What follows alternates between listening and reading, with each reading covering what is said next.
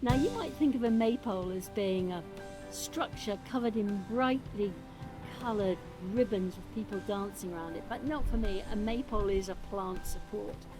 Now you might be thinking what she's talking about, where is it? But that's the cunning bit. This lovely maypole, and you can see the wonderful finial at the top, is made out of powder coated steel, and it comes in sections, so it's really easy to assemble. And then it's got really strong strings which you attach at the desired angle around the base, putting them into the ground with little pegs. And they're really strong. They're perfect for lightweight climbers, so things like your convolvulus, medium weight climbers, things like a really heavy crop of sweet peas.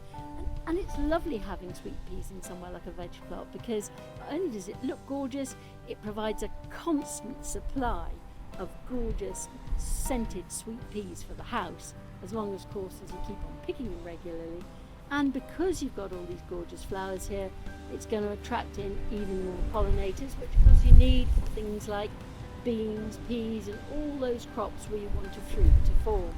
So a maypole like this is fantastic. Now, this has been here all season, and that's why it's so heavily laden with sweet peas. But you could, of course, also use it for something like runner beans, climbing French beans, borlotti beans, and that will make them not only look stunning, but also give good air circulation around the crop.